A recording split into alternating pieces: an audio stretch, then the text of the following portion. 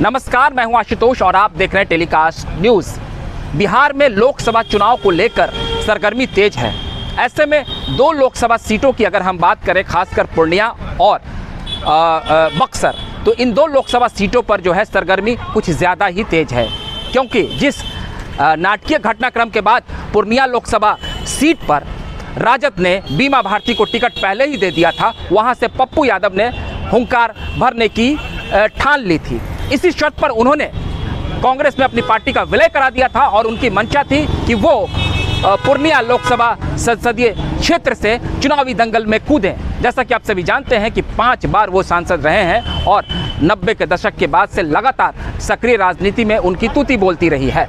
लेकिन पप्पू यादव को राजद की ओर से ये बहुत बड़ा झटका दिया गया है और महागठबंधन ने अब सीटों के बंटवारे का फार्मूला भी तय कर लिया। बिहार में राजद 26 सीटों पर लड़ रही है, कांग्रेस 9 सीटों पर लड़ रही है और वाम दल 5 सीटों पर लड़ रही है। लेकिन कांग्रेस पार्टी ने पप्पू यादव को यह आश्वासन दिया था कि वो पूर्णिया से लोकसभा चुनाव लड़ेंगे, लेकिन राजद अड़ गई। जाहिर सी बात है, जातीय समीकरण है, यादव वोट बैंक में सेंधमारी न लगे, पप्पू यादव जातियों के बड़े नेता न बन पाए, इसको लेकर राजद ने वहां विराम लगा दिया और उनको ब्रेक लगा दिया। उन्हें कोई दूसरे संसदीय क्षेत्र से मधेपुरा या सुपौल से लड़ने का ऑफर दिया गया, जो पप्पू यादव को नागवार गुजर रही है। और अब पप्पू यादव ने सरेआम यह ऐलान कर दिया है कि 2 अप्रैल को वो नामांकन करेंगे और पूर्णिया से ही चुनाव लड़ेंगे। हालांकि प्रदेश के जो कुछ क्षेत्रीय नेता हैं, खासकर अगर हम अखिलेश सिंह की या और किसी नेताओं की बात करें, तो वो पप्पू यादव के इस फैसले को लेकर उनका विरोध कर रहे हैं। जैसा कि आप जानते हैं कि पप्पू यादव के आने के बाद से बिहार में कांग्रेस का वो बड़ा चेहरा बन सकते हैं, तो पूर्व में जो यहाँ पर कांग्रेस के क्षेत्रीय नेता हैं, उनको पप्पू यादव के आने से काफ़ी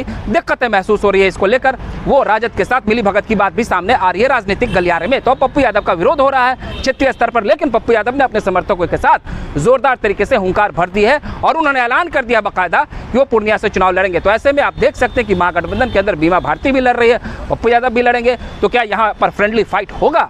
वहीं अगर हम भागलपुर के बक्सर संसदीय क्षेत्र की बात करें, तो वहां पर अश्वनी चौबे का टिकट इस बार काट दिया गया। 2 बार से वो वहां पर सांसद थे, केंद्रीय मंत्री भी थे, लेकिन जब उनकी टिकट काटी गई तो वो भावुक भी हुए और उन्होंने मीडिया के सामने खुलकर अपनी नाराजगी भी जाहिर की है। तो वहां से मिथिलेश तिवारी को भाजपा ने चुनावी रण में उतारा है। अब मिथिलेश तिवारी का हर तरफ विरोध हो रहा है, स्थानीय स्तर पर कई लोग उनका विरोध कर रहे हैं। वहीं सोशल मीडिया पर भी आप देख सकते हैं कि एक ट्रेंडिंग चल रहा है, उनके खिलाफ एक कैंपेन चलाया गया। जाहिर सी बात है, अश्वनी चौबे खुलकर तो शीर्ष नेतृत्व का विरोध नहीं कर रहे हैं, लेकिन अंदर खाने से उन्होंने अपनी मजबूती और अपनी ताकत केंद्रीय नेतृत्व को दिखाने की कोशिश की है।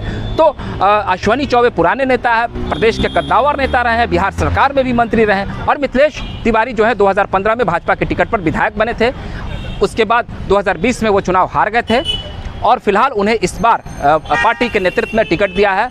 तो मिथिलेश तिवारी के विरोध के बाद अब उन्हें दिल्ली तलब किया गया है और उनकी भाजपा के राष्ट्रीय अध्यक्ष जेपी नड्डा से मुलाकात हुई है। जेपी नड्डा के साथ अंदर खाने में बंद कमरे में उनसे क्या मुलाकात हुई है, ये तो आप बाद में बताएंगे। ऐसी भी कयास लग रही है कि क्या वहाँ पर नेतृत्व परिवर्तन हो जाएगा। जैसा कि आपने पहले भी देखा है कि भाजपा की ओर से कुछ लोगों को टिकट दिया गया तो किसी कारण से फिर उनसे सिंबल वापस भी ले लिया जाता है। तो अब ऐसी कयास लग रही है कि क्या भागलपुर में मिथिलेश तिवारी का टिकट बदल दिया जाएगा, क्या उनसे भाजपा जो है सिंबल वापस ले लेगी। कुल मिलाकर जिस तरीके से मिथिलेश तिवारी का सड़क पर खुलेआम समर्थक विरोध कर रहे हैं, ये भाजपा के लिए काफ़ी दिक्कतें महसूस हो रही है। तो आप देख सकते हैं पूर्णिया और भागलपुर में पेच फंसा हुआ है, एक तरफ महागठबंधन में पेच फंसा हुआ है, तो दूसरी तरफ एनडीए में भी पेच फंसा हुआ है। आपको हमारा ये वीडियो अच्छा लगा हो तो उससे प्यार दें। अगली बार हम फिर नए वीडियो के साथ हाजिर होंगे, तब तक के लिए आप हमें इजाज़त दीजिए। बहुत बहुत धन्यवाद।